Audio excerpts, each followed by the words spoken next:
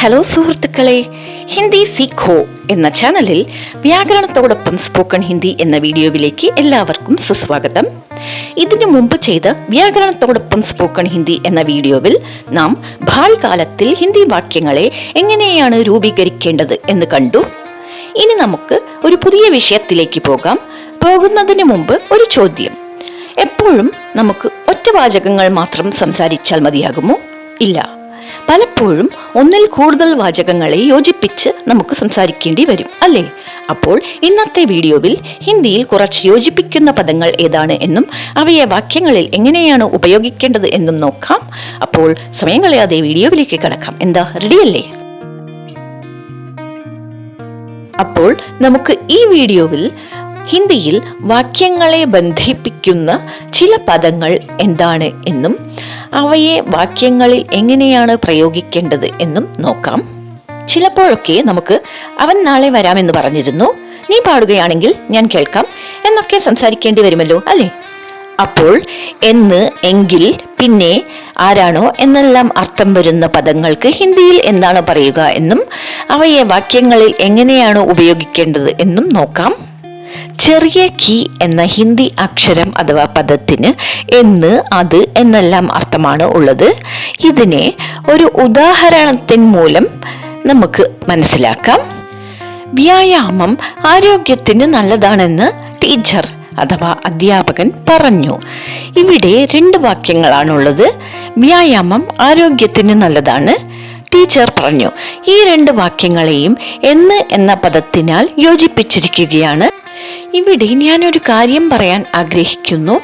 മലയാളത്തിലെയും ഹിന്ദിയിലെയും വാക്യരൂപീകരണങ്ങൾ തമ്മിൽ ചിലപ്പോഴൊക്കെ ചില വ്യത്യാസങ്ങൾ കാണാറുണ്ട്. കസരത്ത് വ്യായാമം, സ്വാസ്ഥ്യ കെ ലിയെ ആരോഗ്യത്തിന്, അച്ഛാ ഹെ നല്ലതാണ്, കി എന്ന് അധ്യാപക് നെ കഹ ടീച്ചർ പറഞ്ഞു. ഈ വാക്യത്തെ പൂർണ്ണമായും നമുക്ക് നോക്കാം. അധ്യാപക് നെ കഹ കി കസരത്ത് സ്വാസ്ഥ്യ കെ ലിയെ അച്ഛാ ഹെ. ഇനി മറ്റൊരു ഉദാഹരണം കൂടി നോക്കാം. ദീപ ബാംഗ്ലൂരിലേക്ക് പോകുമെന്ന് പറഞ്ഞു.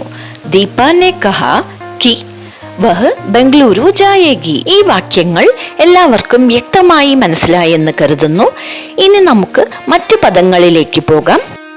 യദി, തോ എന്ന ഈ രണ്ട് പദങ്ങൾക്ക് എങ്കിൽ, പിന്നെ, ആൽ എന്നൊക്കെയുള്ള അർത്ഥങ്ങളാണുള്ളത്. ഇതിനെ നമുക്ക് ഒരു ഉദാഹരണത്തിൻ മൂലം മനസ്സിലാക്കാം. രാമൻ അവളെ വിളിക്കാൻ പോയാൽ അഥവാ പോകുകയാണെങ്കിൽ അവൾ തീർച്ചയായും വരും. യദി എന്ന പദത്തെ വാക്യം തുടങ്ങുമ്പോൾ തന്നെ വയ്ക്കാം. രാം ഉസെ ബുലാനെ ജായേഗ, രാമൻ അവളെ വിളിക്കാൻ പോകും.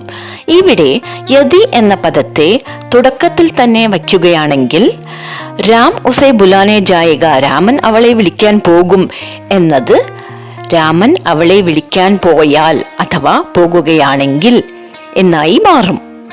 തോ അപ്പോൾ, പിന്നെ, വഹ് ജറൂർ അവൾ തീർച്ചയായും, ആയേഗി വരും.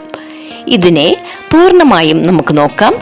യദി രാം ഉസെ ബുലാനെ ജായേഗ തോ വഹ് ജറൂർ ആയേഗി. ഇനി മറ്റൊരു ഉദാഹരണത്തിലേക്ക് പോകാം. നീ കഠിനാധ്വാനം ചെയ്താൽ അല്ലെങ്കിൽ ചെയ്യുകയാണെങ്കിൽ സത്യമായും നിനക്ക് നല്ല മാർക്ക് ലഭിക്കും. ഇവിടെ യദി എന്ന പദത്തെ വാക്യം തുടങ്ങുമ്പോൾ വെച്ചാൽ മെഹനത് കരോഗെ, കഠിനാധ്വാനം ചെയ്യും എന്ന അർത്ഥം വരുന്നത് കഠിനാധ്വാനം ചെയ്യുകയാണെങ്കിൽ എന്ന അർത്ഥം നൽകും. തോ അങ്ങനെയാണെങ്കിൽ സച്ച്മുച്ച് സത്യമായും, അച്ഛേ അങ്ക് നല്ല മാർക്ക് പാവോഗെ ലഭിക്കും. ഇതിനെ പൂർണ്ണമായും നമുക്ക് നോക്കാം. യദി തും മെഹനത് കരോഗെ തോ സച്ച്മുച്ച് അച്ഛേ അങ്ക് പാവോഗെ. ഇനി നമുക്ക് മറ്റു യോജിപ്പിക്കുന്ന പദങ്ങളിലേക്ക് പോകാം. ജിസ്നെ അഥവാ ജോ, അതിന് സോ അഥവാ വഹ് എന്ന പദങ്ങളെ കൊണ്ടാണ് യോജിപ്പിക്കേണ്ടത്.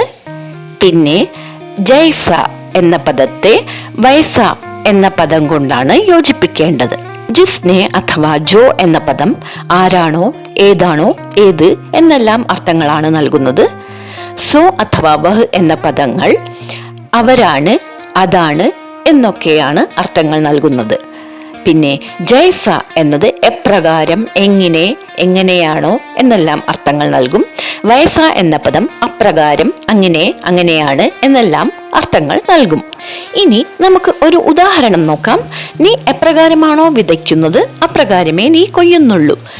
ജൈസ തും, എപ്രകാരമാണോ നീ ബോന വിതയ്ക്കുക, ബോവോഗെ വിതയ്ക്കുന്നത്. വൈസ അപ്രകാരമാണ്, തും നീ, കാട്ടന കൊയ്യുക, കാട്ടോകെ കൊയ്യുന്നുള്ളൂ. സോ ഈ വാക്യത്തെ നമുക്ക് പൂർണ്ണമായും നോക്കാം. ജൈസ തും ബോവോഗെ വൈസ തും കാട്ടോകെ. ഇവിടെ ഞാനൊന്ന് പറയാൻ ആഗ്രഹിക്കുന്നു, തും എന്ന വാക്ക് വെക്കുക എന്നത് നിർബന്ധമല്ല. ഇനി മറ്റൊരു ഉദാഹരണത്തിലേക്ക് പോകാം. ആരാണോ റിസപ്ഷനിൽ, അതായത് സ്വീകരണ മുറിയിൽ ജോലി ചെയ്യുന്നത്, അവൾ എൻ്റെ സഹോദരിയാണ്. ആരാണോ ജോ റിസപ്ഷനിൽ, റിസപ്ഷൻ മേ ജോലി ചെയ്യുന്നത്, കാം കർത്തി ഹെ, വഹ് അവൾ, മേരി ബഹൻ ഹെ എൻ്റെ സഹോദരിയാണ്. ഇതിനെ പൂർണ്ണമായും നോക്കാം. ജോ റിസപ്ഷൻ മേ കാം കർത്തി ഹെ, വഹ് മേരി ബഹൻ ഹെ. ഇനി മറ്റൊരു ഉദാഹരണത്തിലേക്ക് പോകാം. ആരാണോ നീല ഷർട്ട് ധരിച്ചിരിക്കുന്നത്, അവർ എൻ്റെ സഹോദരനാണ്. ജിസ്നെ, ആരാണോ നീല ഷർട്ട് പഹനാ ഹെ ധരിച്ചിരിക്കുന്നത്, വഹ് അവർ, മേരാ ഭായി ഹെ എൻ്റെ സഹോദരനാണ്. ഇതിനെ പൂർണ്ണമായും നോക്കാം. ജിസ്നെ നീല ഷർട്ട് പഹനാ ഹെ, വഹ് മേരാ ഭായി ഹെ. ഇതുവരെ ഹിന്ദിയിലുള്ള ചില യോജിപ്പിക്കുന്ന പദങ്ങളെയും അവയെ വാക്യങ്ങളിൽ എങ്ങനെയാണ് ഉപയോഗിക്കേണ്ടത് എന്നും നമ്മൾ നോക്കി. പ്രിയ സുഹൃത്തുക്കളെ, ഈ വീഡിയോ എല്ലാവർക്കും പ്രയോജനപ്പെടുകയും ഇഷ്ടപ്പെടുകയും ചെയ്തെന്ന് വിശ്വസിക്കുന്നു. ഈ വീഡിയോയിൽ നമ്മൾ ഹിന്ദിയിൽ ചില യോജിപ്പിക്കുന്ന പദങ്ങളെയും അവയെ ഹിന്ദി വാക്യങ്ങളിൽ എങ്ങനെയാണ് ഉപയോഗിക്കേണ്ടത് എന്നും കണ്ടു. ഇവിടെ ഞാനൊരു കാര്യം നിങ്ങളോടൊപ്പം പങ്കുവയ്ക്കാൻ ആഗ്രഹിക്കുന്നു. ഇതിനു മുമ്പ് ചെയ്ത പോസ്റ്റിൽ പറഞ്ഞതുപോലെ നമ്മൾ ദിവസേന ഉപയോഗിക്കുന്ന ഹിന്ദി വാക്കുകൾ, ഉപവാക്യങ്ങൾ, വാക്യങ്ങൾ എന്നിവയെ ഇനി മുതൽ ചെയ്യുന്ന എല്ലാ വീഡിയോകളുടെ അവസാന ഭാഗമായി ചേർക്കുന്നതിന് പകരം നിങ്ങൾക്ക് എളുപ്പമായി ലഭിക്കാൻ യൂട്യൂബ് ഷോർട്സായി തന്നെ ചെയ്യുന്നതായിരിക്കും. ഒരു ക്രിയേറ്ററുടെ ശക്തി അഥവാ നട്ടെല്ല് എന്ന് പറയുന്നത് പ്രേക്ഷകരായ നിങ്ങളൊക്കെ തന്നെയാണ് എന്നതിൽ യാതൊരു സംശയവുമില്ല. അതുകൊണ്ട് തന്നെ ഈ ചാനലിന് സബ്സ്ക്രൈബ് ചെയ്യുക. ഇതിന്റെ യാത്രയിൽ ഇതിനെ സപ്പോർട്ട് ചെയ്യുക. ഇതിൽ വരുന്ന വീഡിയോസ് എല്ലാം കാണുകയും ലൈക്കും ഷെയറും ചെയ്യുകയും വേണം കേട്ടോ. അതുമാത്രം പോരാ, എപ്പോഴും പറയുന്നത് പോലെ ഉപയോഗപ്രദമായ വീഡിയോസ് ഉണ്ടാക്കാൻ പ്രചോദനമേകുന്ന നിങ്ങളുടെ വിലയേറിയ ഫീഡ്ബാക്സും മറക്കാതെ നൽകണേ. അപ്പോൾ സുഹൃത്തുക്കളെ, പുതിയ വാക്യരൂപീകരണങ്ങൾ, വ്യാകരണങ്ങൾ എന്നിവയെ അറിയാൻ വ്യാകരണത്തോടൊപ്പം സ്പോക്കൺ ഹിന്ദി എന്ന വീഡിയോവിനായി കാത്തിരിക്കുക. അതുവരെ take care and be safe. Hindi Seekho എന്ന ചാനലിന്റെ വ്യാകരണത്തോടൊപ്പം സ്പോക്കൺ ഹിന്ദി എന്ന വീഡിയോയിൽ നിന്നും സൈൻ ഓഫ് ചെയ്യുന്നത് നിങ്ങളുടെ സീതാ സുന്ദർ.